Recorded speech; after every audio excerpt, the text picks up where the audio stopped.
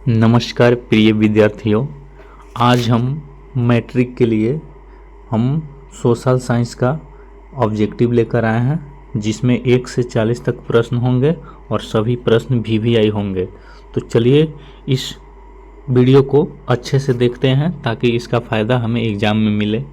तो इसमें बिना देरी किए हुए हम 1 से 40 तक के प्रश्नों को हम बताने चल रहे हैं, तो आप इस वीडियो को पूरा देखिएगा। चलिए प्रिय विद्यार्थियों, शुरुआत करते हैं पहले प्रश्न से।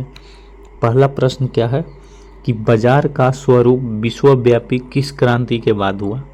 तो बाजार का स्वरूप जो है वो औद्योगिक क्रांति के बाद शुरू हुआ। औद्योगिक क्रांति के बाद, राइट आंसर ए हो जाएगा। ठीक है, चलिए बढ़ते हैं नेक्स्ट क्वेश्चन पे। दूसरा सवाल क्या है कि कागज का आविष्कार किस देश में हुआ? तो कागज का जो आविष्कार है वो चीन में हुआ। 2 का राइट आंसर क्या हो जाएगा? ए, चीन में हुआ कागज का आविष्कार। चलिए प्रिय विद्यार्थियों, अच्छा से देखिए और वीडियो अच्छा लगे तो लाइक भी कर दीजिए। ठीक है, चलिए तीसरा सवाल है कि नेपोलियन संहिता किस वर्ष लागू की गई? तो नेपोलियन संहिता जो है वो 1804 में लागू की गई थी। कब लागू की गई थी? 1804 में। ठीक है, चलिए नेक्स्ट सवाल की ओर चलते हैं। नेक्स्ट क्या है कि भारत में सबसे बड़ा लौह अयस्क उत्पादक राज्य कौन सा है? तो भारत में लौह अयस्क है, यानी कि लोहे के उत्पादक कौन सी राज्य सबसे अधिक करती है? तो इसमें जो है कर्नाटक हो जाएगा। क्या आंसर हो जाएगा? कर्नाटक भारत में सबसे बड़ा लौह उत्पादक राज्य है। ठीक है, चलिए नेक्स्ट क्वेश्चन की ओर चलते हैं। नेक्स्ट क्वेश्चन देख लीजिए, कपास उत्पादन के लिए उपयुक्त मिट्टी कौन सी है? तो प्रिय विद्यार्थियों, आपको बता दें कि इसमें 1 से 40 तक जितने भी प्रश्न होंगे वो सभी वीवीआई होंगे जो आपके एग्जाम से रिलेटेड है। तो इस वीडियो को पूरा देखें और अपने दोस्तों में भी शेयर करें, और अभी तक चैनल को सब्सक्राइब नहीं किया है तो चैनल को भी सब्सक्राइब कर ले ताकि ऐसे ऐसे वीडियो आपको मिलता रहे। ठीक है, चलिए कपास उत्पादन के लिए जो मिट्टी है वो हमारे लिए क्या हो जाएगा? तो वो हो जाएगा काली मिट्टी। कैसे कपास, कैसे काली? कपास के लिए काली मिट्टी उपयुक्त होता है। ठीक है, चलिए विद्यार्थियों आगे बढ़ते हैं छठे सवाल पर। छठा सवाल क्या है कि बॉक्साइट का उपयोग किस उद्योग में होता है? तो बॉक्साइट का जो उपयोग है वो एल्युमिनियम के उद्योग में होता है। किसके? एल्युमिनियम के उद्योग में। ठीक है, चलिए नेक्स्ट 7 नंबर क्या है कि क्षेत्रवाद की भावना का दुष्परिणाम होता है। तो क्षेत्रवाद की भावना का दुष्परिणाम जो होता है वो ऑप्शन यहाँ आपको मिलेगा। चलिए यहाँ देख लेते हैं, यहाँ 4 ऑप्शन दिए हुए हैं। तो क्षेत्रवाद की भावना का जो दुष्परिणाम होता है वो क्या होता है? तो अलगाववाद होता है। राइट आंसर सी हो जाएगा, अलगाववाद। ठीक है, चलिए देखते हैं नेक्स्ट सवाल। नेक्स्ट क्या बोलता है कि श्रीलंका के बहुसंख्यक समुदाय की भाषा है। तो श्रीलंका के जो बहुसंख्यक मतलब समुदाय की जो भाषा है वो हमारा सिंहली हो जाएगा। श्रीलंका में सबसे ज़्यादा कौन बोला जाता है? सिंहली भाषा। ठीक है, राइट आंसर सी हो जाएगा। चलिए 9 नंबर है कि एक अर्थव्यवस्था के किस क्षेत्र को सेवा क्षेत्र कहा जाता है? तो आपको पता है कि सेवा क्षेत्र जो है वो हम तृतीयक क्षेत्र को कहते हैं। जैसे पुलिस, शिक्षक, ये सब तृतीयक क्षेत्र होते हैं जो सेवा करते हैं लोगों को। तो सेवा क्षेत्र जो है तृतीय क्षेत्र हो जाएगा। ठीक है, चलिए नेक्स्ट कि 10 नंबर है कि विश्व व्यापार संगठन की स्थापना हुई। तो ये सब जो सवाल है वो वीवीआई है। आपके एग्जाम में सीधे आने वाले प्रश्न जो है इसमें कवर किया गया है। एक भी प्रश्न इधर उधर से नहीं है, सभी जो है इम्पोर्टेंट ही हैं। तो विश्व व्यापार संगठन की जो स्थापना है वो कब हुई? तो आपको बता दें कि इसका जो स्थापना हुई 1995 में हुई। ठीक है, 1995। चलिए 11 नंबर देखते हैं कि सबसे पहली भूमिगत रेल कब बनी? तो सबसे पहली भूमिगत रेल जो बनी थी, बनने की बात है, तो ये 1863 में बनी थी। कब बनी थी? 1863 में। ठीक है, चलिए नेक्स्ट सवाल देख लेते हैं कि गिरमिटिया किसे कहा जाता है? तो गिरमिटिया जो है वो अनुबंधित मजदूर को कहा जाता है, यानी कि भाड़े के मजदूर को, जिसे भाड़े पर लाया जाता है उसी को गिरमिटिया मजदूर कहते हैं, अनुबंधित मजदूर को। ठीक है, नेक्स्ट 13 नंबर देखिए ये सब सवाल जो है VVI प्रश्न है। उस वीडियो को अभी तक लाइक नहीं किया है तो एक लाइक कर दें, क्योंकि आपका लाइक ही हमें मोटिवेट करता है अगला वीडियो बनाने के लिए। तो इस वीडियो को लाइक अभी तक नहीं किया है तो ज़रूर कर दें, ठीक है।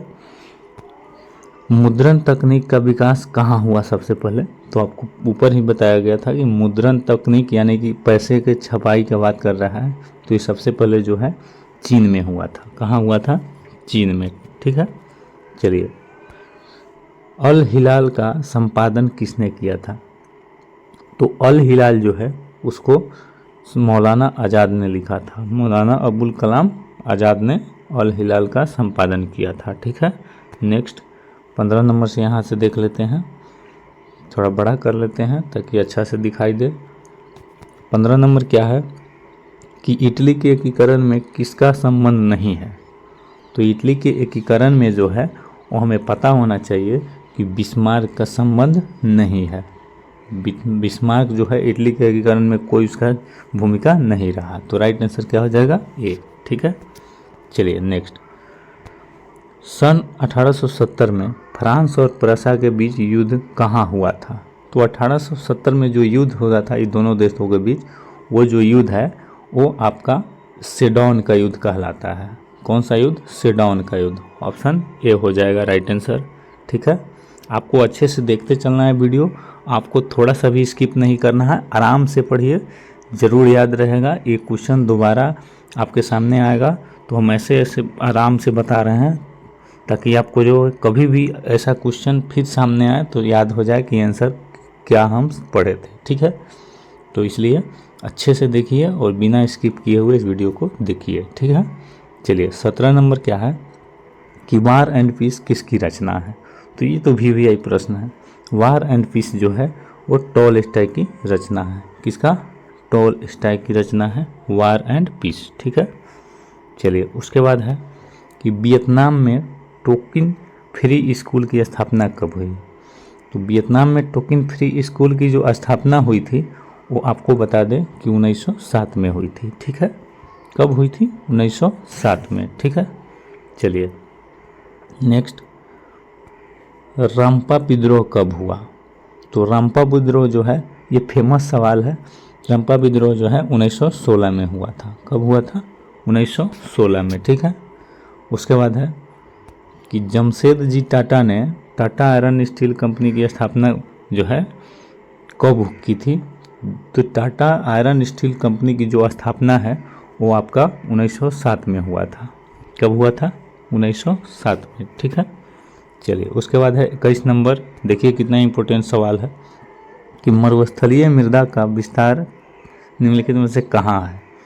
तो मरुस्थलीय मृदा का जो विस्तार है वो राजस्थान में सबसे अधिक है। मरुस्थलीय यानी कि बालू वाला क्षेत्र कहाँ ज़्यादा है? राजस्थान में। राइट आंसर क्या हो जाएगा? बी हो जाएगा, ठीक है। चलिए 22 नंबर देख लेते हैं कि देश के बांधों को किसने भारत का मंदिर कहा? तो देश के बांधों को जो मंदिर कहा था भारत का मंदिर, वो पंडित नेहरू जी ने कहा था। पंडित जवाहरलाल नेहरू ने देश के बांधों को भारत का मंदिर कहा था। राइट आंसर डी हो जाएगा, ठीक है। चलिए 23 नंबर है कि इनमें कौन सा ऐसा जीव है जो केवल भारत में ही पाया जाता है? तो डॉल्फिन जो है, गंगा डॉल्फिन, वो केवल भारत में ही पाया जाता है। राइट आंसर बी हो जाएगा, ठीक है। चलिए उसके बाद है कि यूरेनियम का प्रमुख उत्पादक स्थल है। तो यूरेनियम जो है, यूरेनियम वो सबसे महंगा धातु होता है और ये जो पाया जाता है जादूगोड़ा में पाया जाता है। तो यूरेनियम का प्रमुख उत्पादक स्थल है जादूगोड़ा। राइट आंसर डी हो जाएगा, ठीक है। देखिए कितना इम्पोर्टेंट सवाल इसमें है। देखिए किस फसल को उजला सोना कहा जाता है? तो किस फसल को हम उजला सोना कहते हैं? तो कपास को कहते हैं। कपास जो होता है रुई को कहा जाता है, ये उजला सोना के नाम से भी जाना जाता है। राइट आंसर बी हो जाएगा, ठीक है।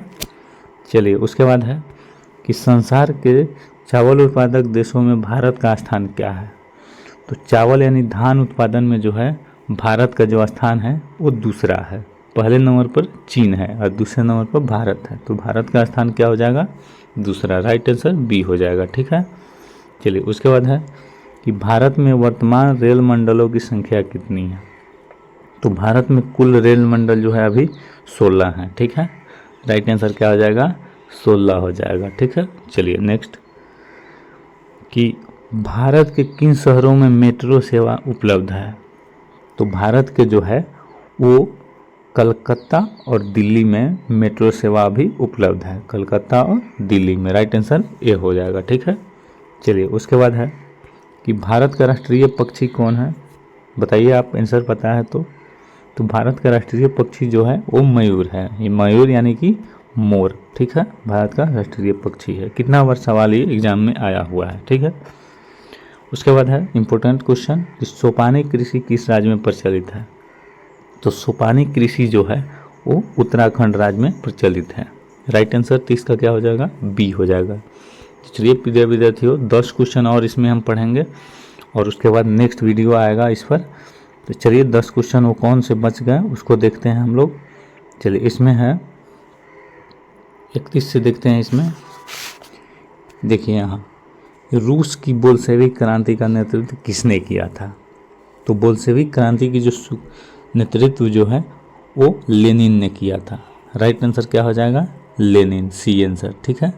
चलिए 32 नंबर देखते हैं, सूचना के अधिकार संबंधी कानून कब लागू हुआ। तो आपको पता होना चाहिए कि सूचना का अधिकार कानून जो है 2005 में लागू हुआ था। राइट आंसर क्या हो जाएगा, बी, ठीक है। चलिए उसके बाद है कि निम्नलिखित खनिजों में से कोडरमा किससे संबंधित है। तो कोडरमा में क्या पाया जाता है, तो आपको पता होना चाहिए कि कोडरमा में जो है वो अभ्रक पाया जाता है। क्या पाया जाता है, अभ्रक। राइट आंसर बी हो जाएगा। चलिए प्रिय विद्यार्थियों आगे देखते हैं, निम्नलिखित में मतलब कौन सा राष्ट्रीय दल नहीं है।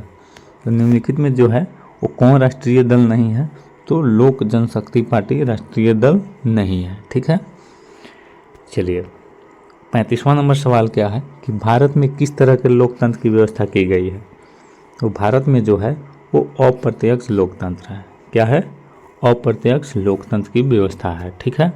ऐसे ऐसे वीडियो आपको हम एग्ज़ाम तक देते रहेंगे, इसलिए वीडियो को अभी तक सब्सक्राइब नहीं किया है, लाइक नहीं किया है तो लाइक कर दे और चैनल को सब्सक्राइब भी कर लें, ठीक है, ताकि ऐसा ऐसा वीडियो आपको मिलता रहे। चलिए गठबंधन सरकार की पकड़ प्रशासन पर होती है, क्या होती है। तो गठबंधन की सरकार की पकड़ जो है प्रशासन पर वो ढीली होती है, ठीक है। क्या होती है, ढीली होती है।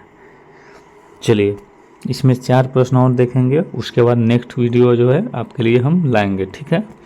वीडियो नहीं बड़ा हो इसलिए हम थोड़ा 40 प्रश्न का ही वीडियो बनाए हैं, ठीक है। चलिए 37 है, गठबंधन की सरकार बनाने की संभावना किस प्रकार की दलीय व्यवस्था में होती है।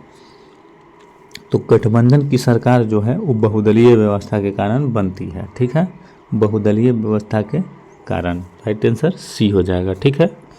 चलिए 38 नंबर क्या है कि भारत में 1977 में हुए आम चुनाव में किस पार्टी को बहुमत मिला।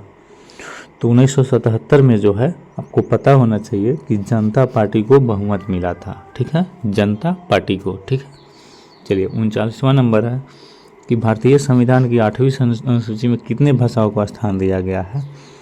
तो 8वीं अनुसूची में जो है भाषाओं की बात कही गई है और इसमें टोटल जो है 22 भाषाओं को प्राथमिकता दी गई है, ठीक है, 22 भाषाओं को। राइट आंसर बी हो जाएगा। आज का 40वां नंबर लास्ट सवाल कि भारत उपभोक्ता संरक्षण अधिनियम की घोषणा कब हुई थी। तो इसकी जो घोषणा हुई थी वो 1986 में हुई थी, ठीक है। राइट आंसर ए हो जाएगा। चलिए मेरे प्रिय विद्यार्थियों, आज के लिए 40 प्रश्न ही कवर किए हैं इस वीडियो में। अगर आपको अगला वीडियो चाहिए 41 से 80 तक, तो उसमें जो है आपको कमेंट बॉक्स में जवाब दीजिए। तब तक के लिए जय हिंद, जय भारत।